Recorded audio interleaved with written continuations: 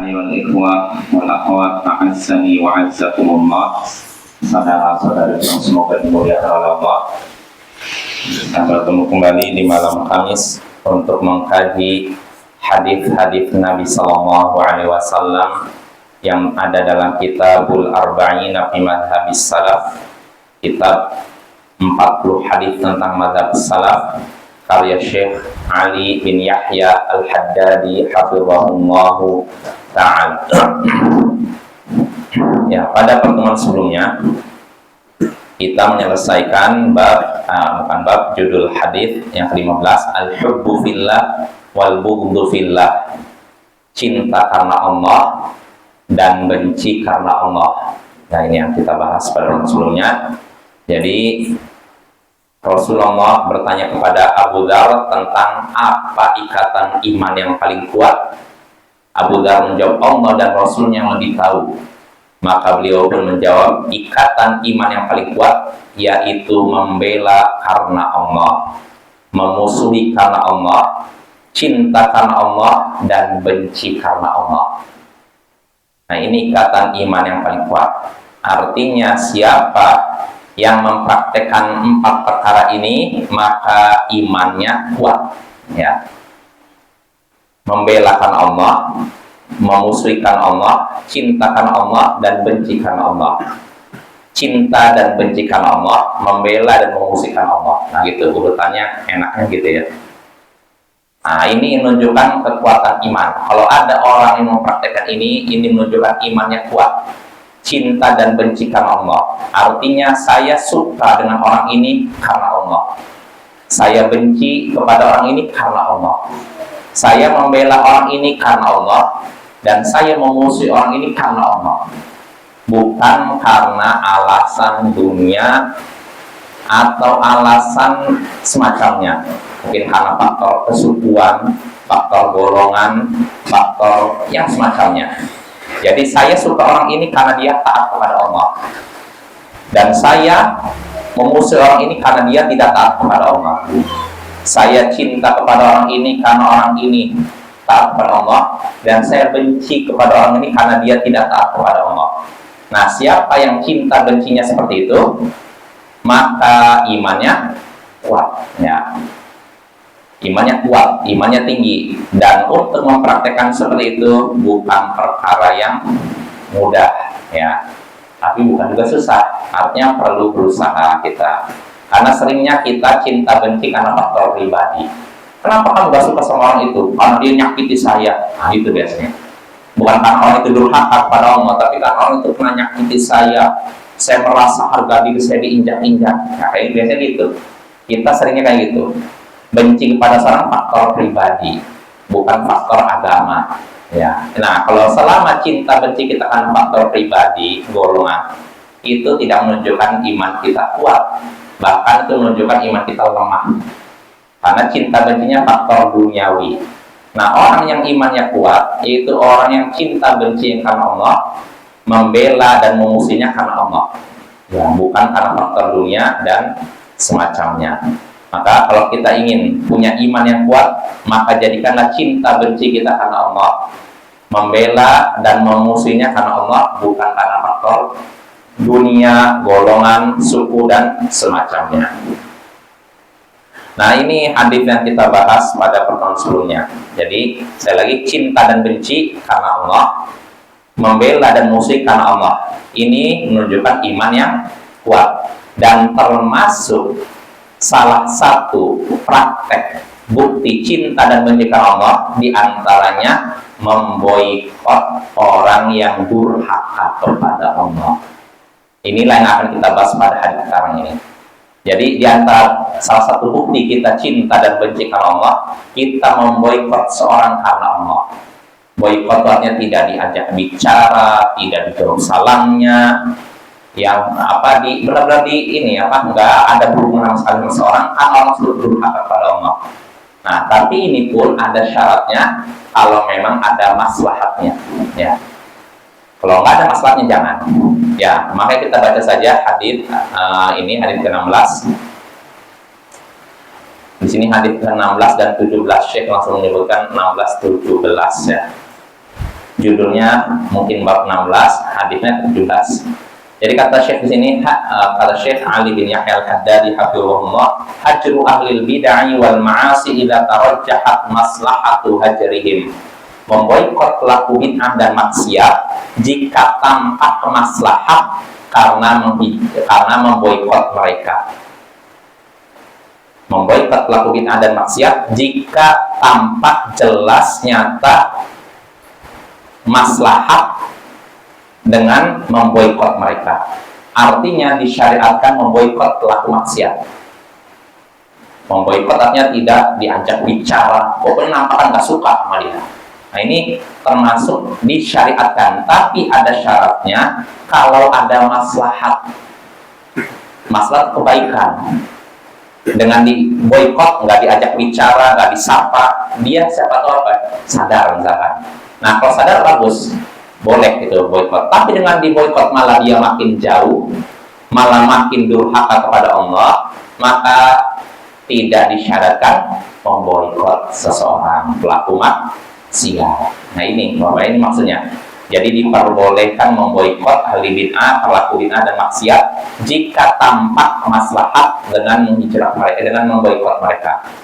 Dengan memboikot mereka ada maslahat, maka itu diperbolehkan. Tapi kalau tidak ada maslahatnya, atau mudorotnya, bahayanya lebih besar daripada maslahatnya, maka tidak disyariatkan memboikot pelaku maksiat.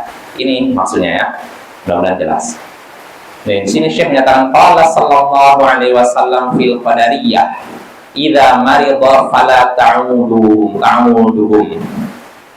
idza marida fala ta'uduhum wa idza mata fala ta'uduhum wa idza matu fala tushhiduhum fala tashhaduhum wa sayati. Nabi sallallahu alaihi wasallam bersabda tentang qadariyah, para penolak takdir. Beliau berkata kepada para sahabatnya tentang para penolak takdir, jika mereka sakit jangan jenguk mereka, dan jika mereka mati jangan hadiri jenazah mereka. Wasayati, dan akan datang penjelasannya nanti hadisnya. Nah ini Bapak ya, ini Rasulullah bersabda tentang orang-orang qadariyah. Qadariyah para penolak takdir. Kalau orang penolak takdir maksiat bukan? Maksiat. Bahkan sebagai menolak takdir bisa keluar dari Islam, karena itu rukun iman ya, keenam ya. Di sini Rasulullah berkata tentang orang-orang penolak takdir, kalau mereka sakit jangan jenguk mereka, kalau mereka meninggal jangan hadiri jenazah mereka. Nah ini namanya apa? Boikot, hajar istilahnya, bukan hajar Bapak ya, hajar.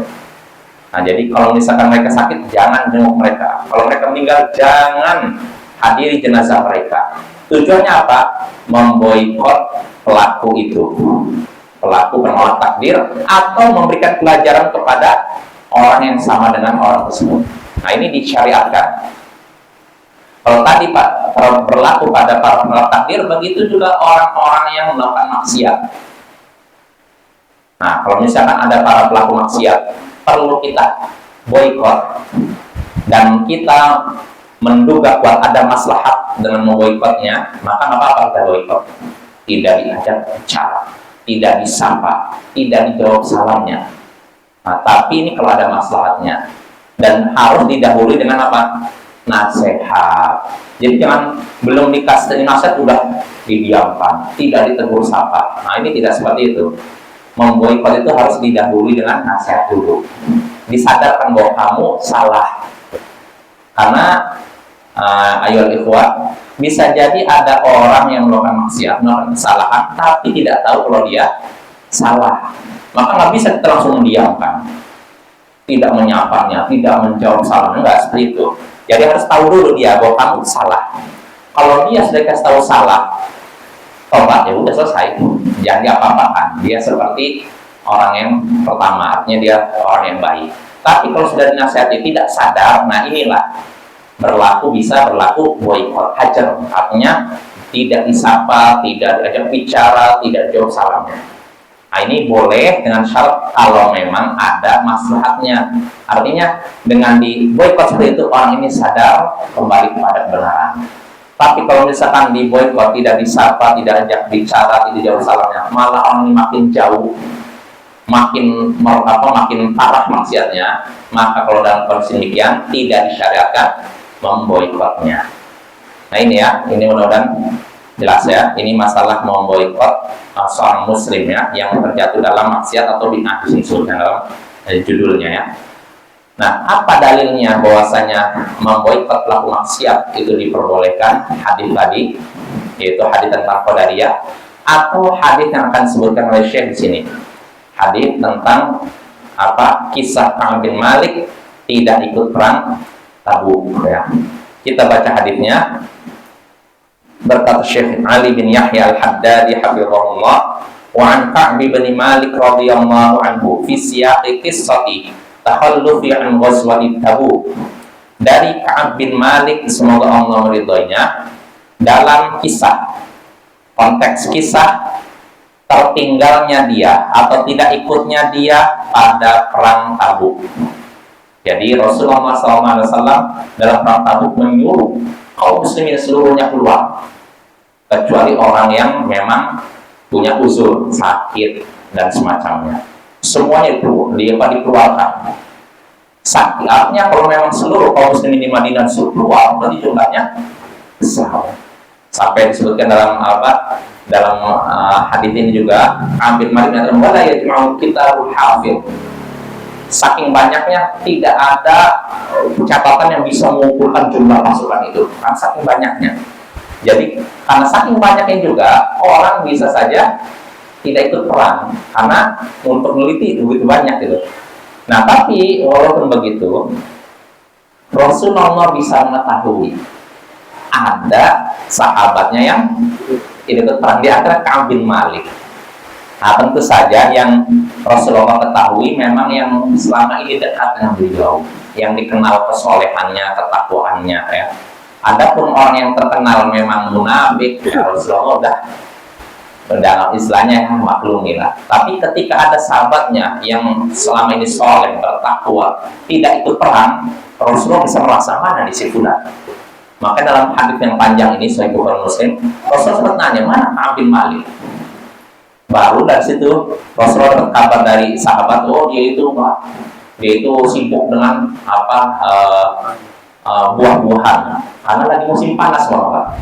Biasanya musim panas muncul buah-buahan ya kan. Misalkan sini musim panas muncul durian. Karena nggak musim panas nggak muncul durian. Nah, ketika musim panas lagi muncul durian indah itu disuruh perang. Nah, ini selera kita kayaknya ada nggak usah perang dengan di rumah makan durian atau makan rambutan kan. Nah begitu pula sebagian sahabat Nabi, mereka kan manusia biasa, jadi artinya mereka pun ketika mau perang jauh lawan Romawi, pertama jaraknya jauh ke Tabuk itu arah Palestina tanah Arab. Kedua yang dihadapi Romawi kuat, negara kuat ketika itu. Terus ketika musim panas enaknya di rumah apa di luar rumah? Di rumah, apalagi musim buah-buahan, udah enak kali itu di rumah sambil makan durian, makan rambutan kan enak gitu. Nah, akhirnya karena itulah sebagian sahabat Nabi nggak ikut perang. Nah, tapi akhirnya di kemudian hari mereka menyesal. Ya mereka orang yang lebih baik daripada kita. Ketika mereka terjatuh dalam kesalahan langsung sadar dan tobat. Beda dengan kita kan. Terjatuh dalam kesalahan, ya nanti aja tobatnya nanti. Nah jelas apa ya? Ini Ka'ab bin Malik. Jadi dia di sini akan disebutkan hadis tentang tertinggalnya atau tidak ikutnya Ka'ab bin Malik pada perang Tabuk. Ya ini tidak disebutkan keseluruhannya, hadis yang panjang. Kalau kita lihat dalam Riyadhus Shalihin itu sampai per halaman hadisnya. Ya. Yang dipakai yang disebutkan oleh Syekh sini tidak semuanya, tapi yang sesuai dengan judul bab tentang masalah memboikot pelaku maksiat. Nah ini kita baca saja. Kata Ka'ab bin Malik, dia lagi menyebutkan konteksnya kisah dia tidak ikut perang Tabuk.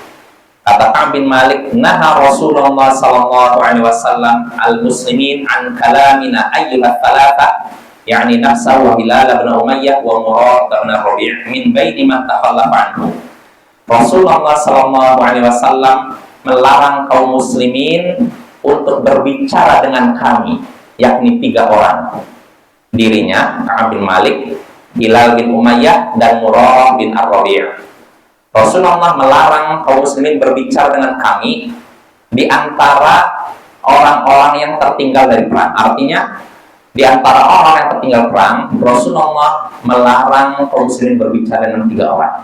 Yang tidak ikut perang banyak, tapi yang diperintahkan Rasulullah untuk tidak berbicara dengan orang yang tertinggal perang cuma 3. Bayangkan. Kita baca hadisnya, nanti kita jelaskan lagi. Nah, akhirnya kata Ka'ab bin Malik, fajtanabanan nasu, maka orang-orang pun meninggalkan kami, menjauhi kami. Wa taqayyaru lana, dan berubahlah sikap mereka kepada kami. Hatta tanakkara fi nafsiyal ard, sampai-sampai bumi terasa asing bagi diriku. Fama hiya bil ardil lati a'rifuha, bumi itu bukan lagi bumi yang selama ini aku kenal. Falabitna ala dzalika khamsina lailah, dan kami seperti itu, keadaan kami seperti itu selama 50 hari. Perhatikan. Qal, kita lanjutkan dulu, nanti kita bahas, kita baca dulu hadisnya. Qal, lalu Ka'ab bin Malik berkata, beliau Syekh nggak menyebutkan secara lengkap hadisnya, karena beliau intinya kan sesuai dengan judul bab ini. Lalu dilewati di sini Ka'ab bin Malik berkata, "Fakuntu akhruju fa asyhadu salata ma'al muslimin wa tufilu aswa wa la yukallimuni ahad." Ketika itu aku keluar dari rumah, aku tetap ikut sholat berjamaah bersama kaum muslimin, dan aku juga keliling di pasar, belanja dan semacamnya, tapi tidak ada seorang pun yang ngajak aku bicara. Wa ati Rasulullah sallallahu alaihi wasallam fa usallimu alaihi wa huwa fi majlis ba'da shalah fa aqulu fi nafsi hal haraka syafatai bi raddis salami alayya amla. Lalu di sini kata Ka'ab bin Malik, dan aku juga mendatangi Rasulullah, aku mengucapkan salam kepada beliau ketika beliau di majelisnya, di tempat duduknya setelah sholat. Aku berkata dalam hatiku, apakah beliau akan menggerakkan kedua bibir beliau untuk menjawab salamku atau tidak? Thumma usalli qariban minhu, kemudian aku sholat di dekat beliau. Fa usariqun nazar, lalu aku pun mencuri pandang ke beliau. Fa idza aqbaltu ala salati, jika aku sudah berdiri untuk sholat, aqbala ilai, beliau pun memandang diriku. Wa idza tafattu nahwa a'rada anni, dan jika aku menengok kepada beliau melihat diriku, lalu aku nengok, beliau pun langsung berpaling. A'rada anni, beliau berpaling diriku. Jika aku melihat kepada beliau, lalu beliau pun melihat aku, beliau langsung berpaling, muka beliau berpaling dari diriku. Hatta idza qala ala dzalika min jaffatin nas masyaitu hatta tasawwartu jidara haqin Abi Qatadah wa huwa ibnu ammi wa habbun nas ilai. Hingga jika sudah panjang sikap orang-orang yang begitu kaku terhadap diriku, aku pun berjalan. Hingga jika terasa panjang sikap kaku orang-orang terhadap diriku, aku pun berjalan sampai aku memanjat tembok kebun Abu Qatadah, dan dia adalah sepupuku dan orang yang paling kucintai. Fasallamtu alaihi, aku pun mengucapkan salam kepadanya, kepada Abu Qatadah. Fa wallahi ma radda alayya salam, demi Allah, tapi dia tidak menjawab salamku sedikit pun. Fakultu, maka aku pun katakan, ya Abu Qatadah, anshuruka billah hal ta'lamuni uhibbullah wa rasulah. Maka aku katakan, wahai Abu Qatadah, aku mohon kepadamu dengan menyebut nama Allah, apakah engkau mengetahui aku mencintai Allah dan Rasulnya? Fasakat, Abu Qatadah diam. Fa'udtu lahu fanasyatru fasakat, aku pun mengulangi lagi perkataan tadi kepadanya, wahai Abu Qatadah, aku mohon kepadamu dengan menyebut nama Allah, apakah engkau mengetahui aku mencintai Allah dan Rasulnya? Tapi dia sekali lagi diam.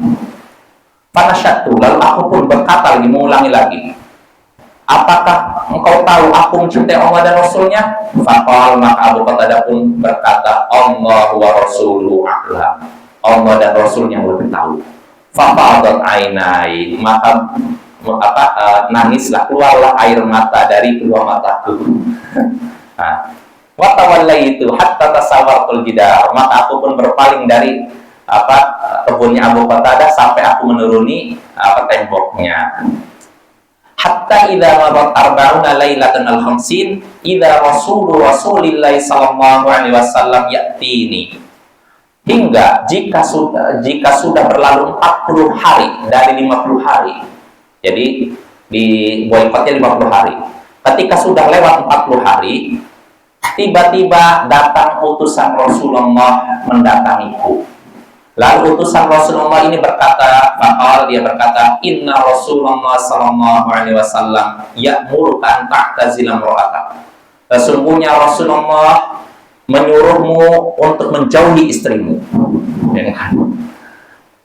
Maka aku pun berkata kepada utusan Rasulullah itu, apakah aku ceraikan istriku atau apa yang harus aku lakukan? Maka utusan Rasulullah itu pun berkata, tidak engkau cerai, tidak perlu engkau ceraikan istrimu, balik tazilha wala taqrabaha. Tidak, engkau tidak perlu menceraikan istrimu, tapi jauhi dia dan jangan mendekatinya. Nanti kita jelaskan ya. Lalu Ka'ab bin Malik masih melanjutkan.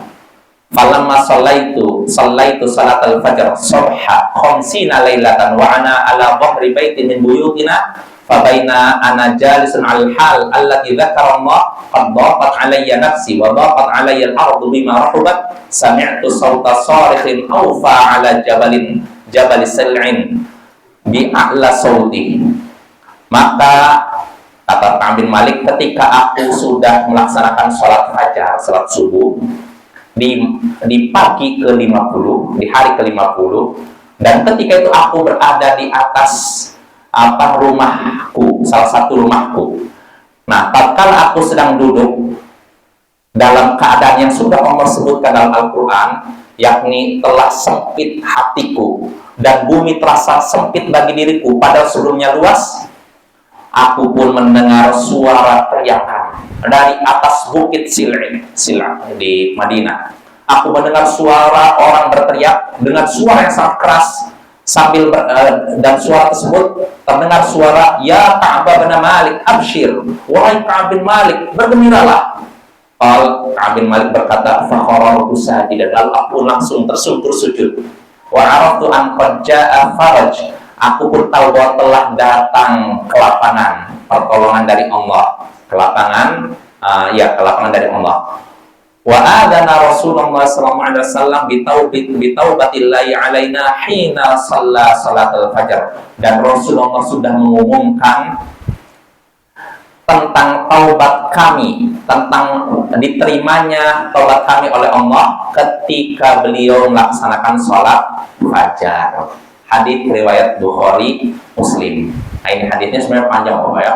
Dari sejak pertama dia mau berangkat perang Tabuk lalu nggak jadi, berangkat lagi nggak jadi, terus sampai akhirnya nggak jadi. Nah, ini sebenarnya panjang, tapi di sini yang disebutkan Syekh cuma sesuai dengan judul yang beliau sebutkan. Nah, kita bahas ya. Jadi sekali lagi, hadis ini berbicara tentang Ka'ab bin Malik yang diboikot oleh kaum muslimin, Rasulullah dan kaum muslimin.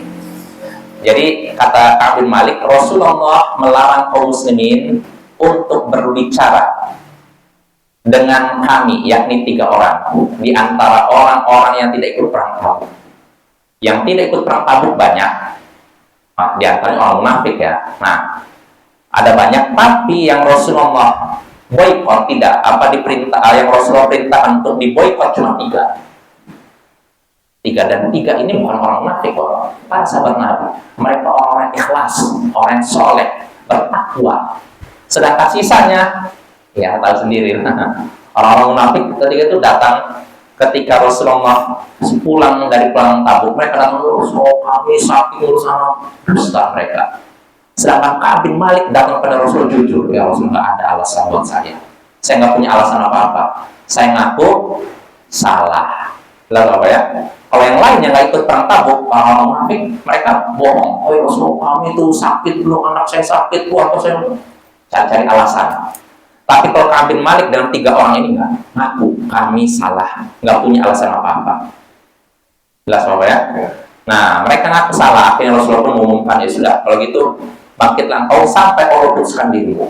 Ternyata Rasulullah perintahkan kaum muslimin untuk memboikot Ka'ab bin Malik dengan 2 orangnya, temannya itu, 3 orangnya.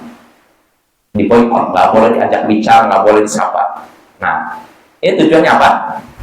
Sebagai hukuman supaya 3 orang ini mengambil pelajaran bahwa mereka salah, berarti mereka harus ya menanggung resikonya kalau dalam salah itu. Ini namanya boikot, ini sebagai hukuman pelajaran buat mereka. Jadi Rasulullah melarang kaum muslimin untuk berbicara dengan 3 orang. Ka'ab bin Malik, Hilal bin Umayyah, dan Murarah bin Ar-Rabi'ah. Nah, akhirnya setelah Rasulullah mengumumkan larangan untuk berbicara, artinya diboikot, orang-orang pun menjauhi kami, kata Ka'ab bin Malik. Nggak ada yang dekat lagi. Teman-temannya jauh. Wa taqayyaru lana, berubahlah sikap mereka kepada kami. Ya dulunya kan, ya kayak misalkan bapak di sini kan, kita ketemuan, assalamualaikum, mana kawan? Tiba-tiba, assalamualaikum. Gimana kawan? Gimana rasanya? Itu berubah sikap kaum muslimin ketika itu, berubah sikap para sahabat ketika itu terhadap 3 orang ini. Sampai-sampai kata Ka'ab bin Malik, bumi itu terasa asing bagi diriku. Bumi itu kan kita tahu misalnya ini si Beirut ya sini melepet, tapi ketika orang pada diam, kita seakan di mana? Di planet lain. Kayak bukan di si Beirut aja, di mana ya? Orang udah seperti apa ya? Udah bukan manusia lagi, pada diam, nggak ada yang negur, nggak ada yang senyum. Nah itu. Sampai-sampai perasa asing bumi bagi diriku. Dia bukan lagi bumi yang selama ini aku kenal. Artinya Madinah udah bukan lagi seperti Madinah sebelumnya gitu loh. Yang hangat, tapi udah serba dingin semuanya gitu. Dan kata Ka'ab bin Malik, yang seperti ini berjalan selama 50 hari. Nah, bayangkan, bukan 5 hari, 50 hari. Orang tidak ada yang negur, tidak ada yang nyapa. Kalau mengucapkan salam, mereka nggak jawab salam. Ini luar biasa ini. Kita aja lah misalkan, nggak usah sampai 50 hari. 1 hari nggak ada orang yang nyapa kita, ngajak bicara sama kita. Rasanya bagaimana? 1 hari aja. Rasanya kan asing kan? 1 hari nggak ada orang yang negur, nggak ada yang senyum, nggak ada yang nyapa. Saya mengucapkan salam, kok nggak dijawab salam dari mereka? Itu rasanya sakit kan? Ini 50 hari bayangkan. Ini luar biasa ya. Lalu kita lanjut. Jadi kata Ka'ab bin Malik, yang seperti ini berjalan selama 50 hari. Namun ada kelanjutan hadisnya, walaupun Ka'ab bin Malik diboikot, tidak diajak bicara, tidak disapa, salamnya tidak jawab, dia tetap keluar dari rumahnya, tetap menjalankan sholat berjamaah di masjid.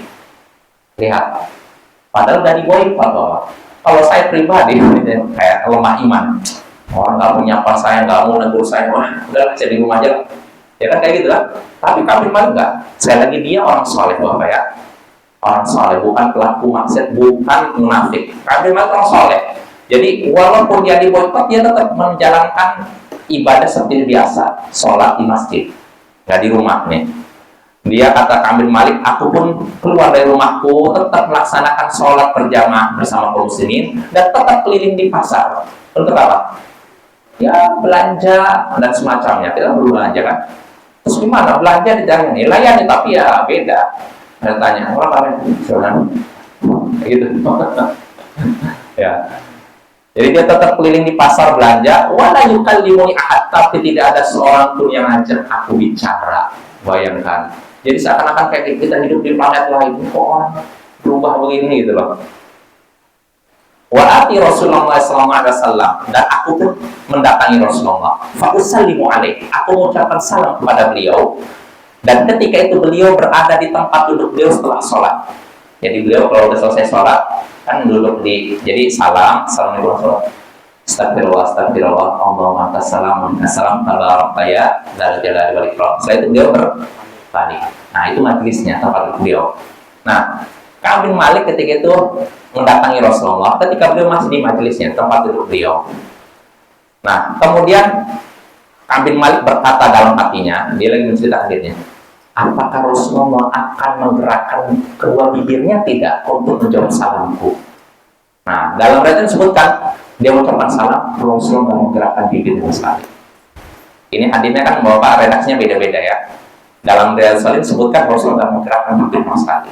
Diam aja malah. Assalamualaikum. Nah, akhirnya Ka'ab bin Malik di sini cerita,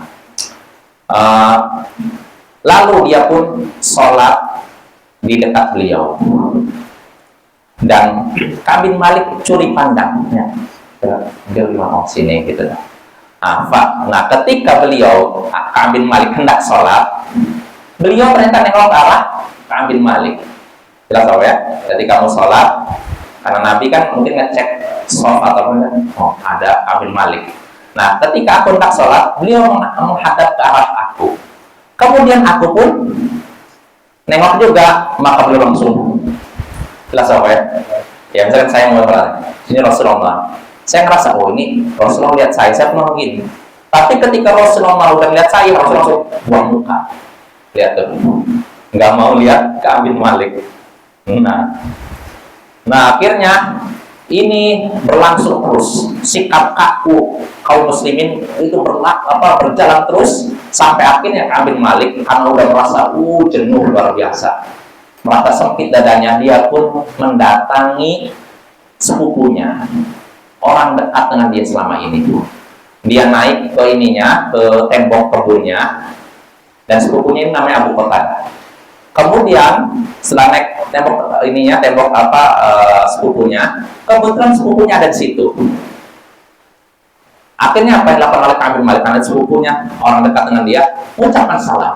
Assalamualaikum alaihi. Aku pun mengucapkan salam kepadanya. Wallahi ma radda alaihi salam. Tapi demi Allah, dia tidak menjawab salamku sama sekali.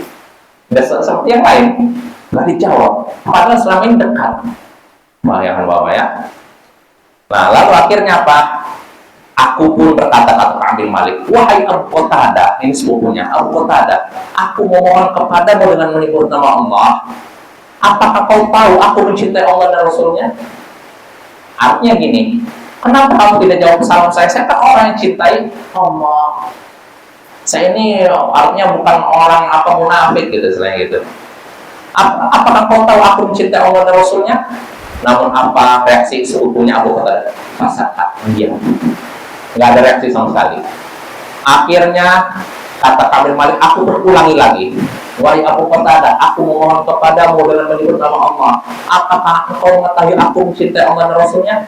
Diam lagi. Bayangkan, nggak dijawab sama sekali. Akhirnya diulangi lagi sampai berapa? 3 kali. Wahai Abu Qatadah, aku mohon kepadamu dengan menyebut nama Allah. Apakah engkau tahu aku mencintai Allah dan Rasulnya? Nah, ketika sudah 3 kali, Abu Qatadah dan sepupunya ini berbicara. Tapi bicaranya apa? Allah wa Rasulullah. Luar biasa ini. Nah, ini menyakitkan sama Ka'ab bin Malik. Akhirnya apa? Akhirnya kedua mataku pun langsung bercucuran air mata, nangis dia. Karena ini orang dekat dengannya ternyata harus bersikap gitu juga. Bukan cuma para sahabat Nabi yang lain, orang yang dekat dengan dia pun ternyata bersikap dingin, kaku kepada dia. Maka mengalirlah mengalirlah air dari kedua mataku. Dia pun menangis. Lalu dia pun berpaling, kata Ka'ab bin Malik, aku pun berpaling dari situ, hatta tasawwartul jidah, maka akhirnya turun.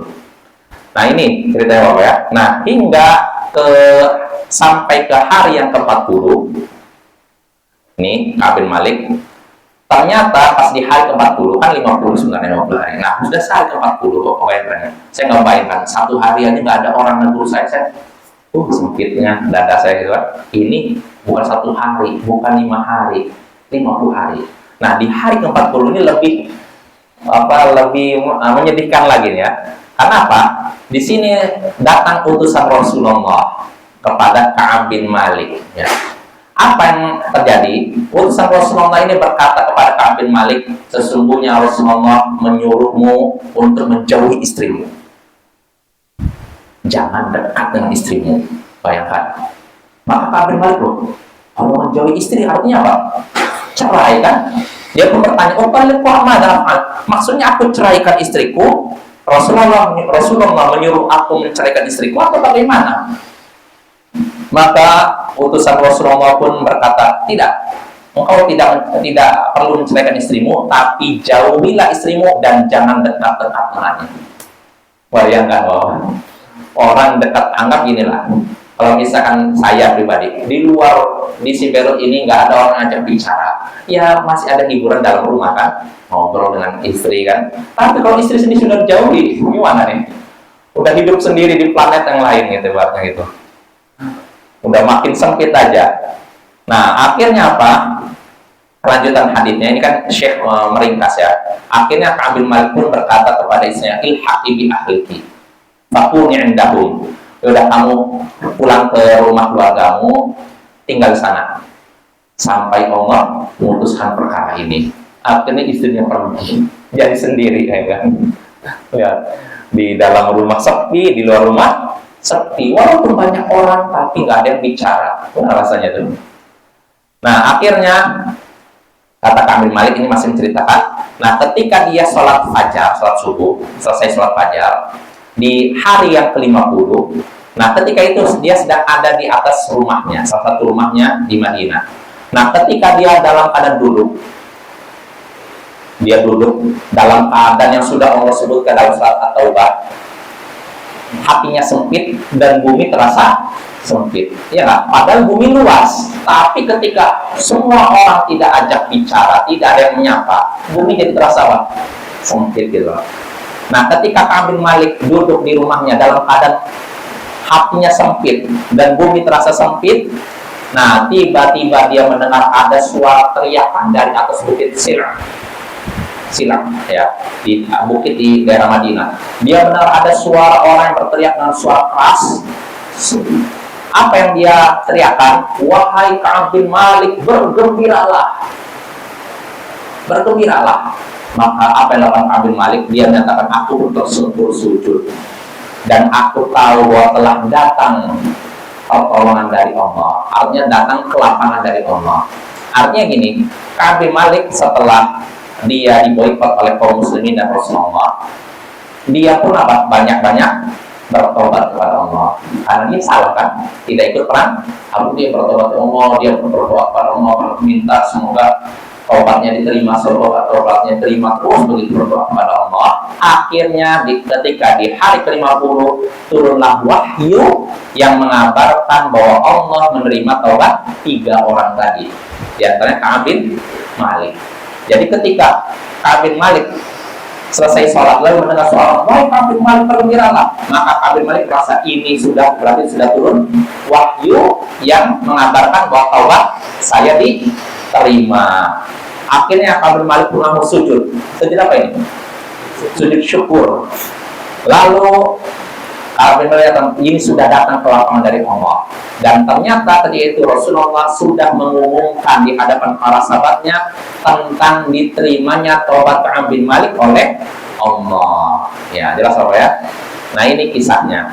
Nah, dalam riwayat lain yang dalam selain redaksi ini disebutkan ketika Ka'ab bin Malik mendengar itu suara teriakan itu, dia sujud. Lalu ketika orang yang berteriak itu sudah depan dia kasih baju. Padahal itu satu-satunya baju yang dia miliki. Akhirnya apa? Untuk pergi menghadap Rasulullah, dia minjam baju yang lain. Nah, ini saking gembiranya Ka'ab bin Malik karena Allah sudah menerima taubatnya. Nah, jelas Bapak ya. Nah, ini menunjukkan ya tadi bahwasanya menghajar atau memboikot itu disyariatkan ya. Ya, jadi di antara faedah ya kita bahas saja. Di antara faedah yang bisa kita petik dari hadis ini, sebenarnya kalau hadisnya panjang itu faedahnya banyak. Bahkan Syekh Faisal Al-Mubarak pernah menyatakan ada sekitar 40 faedah yang bisa dipetik dari hadis tersebut. Hadisnya panjang Bapak ya. Ya, di antaranya faedah yang bisa dipetik dari hadis ini, kalau kita dari awal itu keutamaan jujur. Keutamaan jujur, Bapak ya. Tahu dari mana? Karena Ka'ab bin Malik ketika tidak ikut perang kan menghadap Rasulullah. Apa yang dia lakukan? Dia jujur, saya nggak punya alasan. Saya nggak ikut perang, nggak punya alasan apa-apa. Sedangkan yang lain, saya sakit, anak saya sakit, bohong. dusta. Sedangkan Ka'ab bin Malik jujur. Nah, karena kejujurannya itulah Allah selamatkan dia. Adapun yang lain yang dusta-dusta, ya sudah, mereka selesai dapat siksa. Nah itu Pak ya.